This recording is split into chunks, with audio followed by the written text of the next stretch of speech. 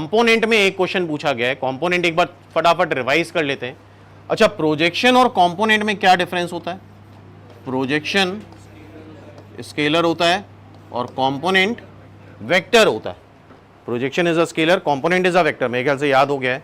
तो अगर हम projection of B, sorry component of B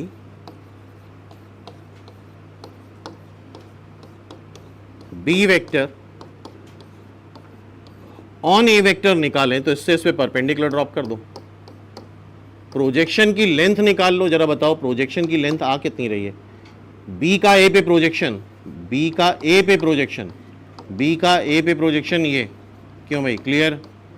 अब डायरेक्शन देना है तो ए का डायरेक्शन दे दो। ए का डायरेक्शन मतलब ए upon mod A.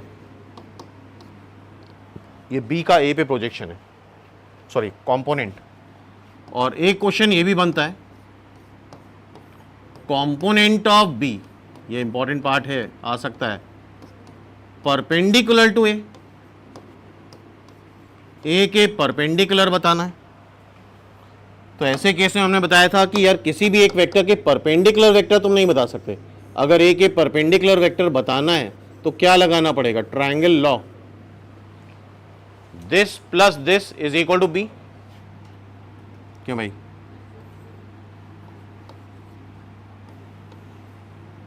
OM plus MB is equal to क्या होता है? OB।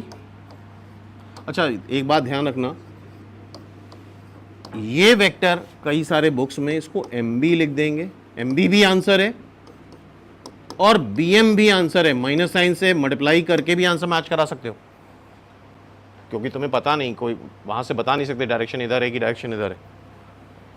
तो MB वेक्टर क्या आ जाएगा? OB vector. OB वेक्टर क्या है? B माइनस OM वेक्टर, अभी देखा हम लोगों ने, A dot B upon mod a upon mod a. तो ये आर्टिकल बड़ा इंपॉर्टेंट है, ध्यान रखना।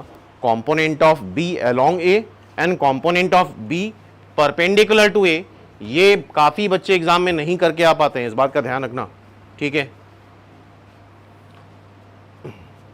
ए और बी दो वेक्टर दे रखे हैं, then the vector form of component of A along B, A along B, A का बी पे, ए का बी पे कंपोनेंट निकालना है तो ए का बी पे प्रोजेक्शन निकालो,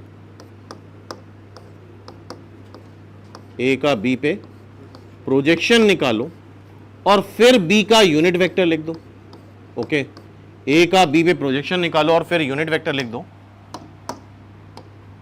12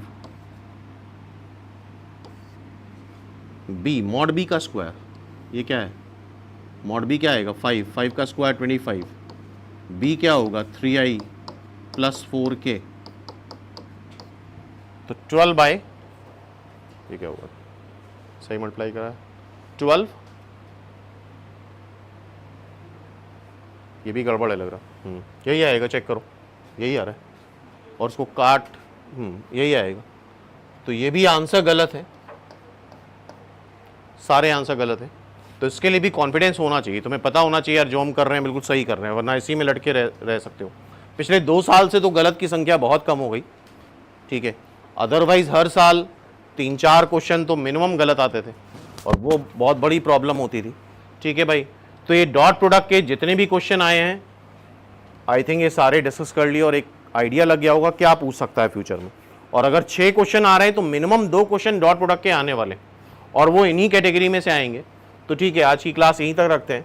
नेक्स्ट ये वाली जो क्लास होगी इसमें हम लोग सारे क्रॉस प्रोडक्ट वाले क्वेश्चन कर डालेंगे, फिर उसके नेक्स्ट क्लास में स्केलर ट्रिपल प्रोडक्ट कर लेंगे। तो सब टॉपिक वाइज प्रिपेयर करना रिलेटिवली बहुत आसान होता है। आई थिंक ये बात रियलाइज कर रहे होगे, क्यों? चलो ठीक है भाई, मिलते हैं नेक्स्ट। NIT त्रिची के लिए कितने मार्क्स सेफ रहेंगे फॉर SC कैटेगरी? 150, 200 मार्क्स बहुत हैं SC कैटेगरी के लिए। 150 में भी हो जाएगा सिलेक्शन, ठीक है।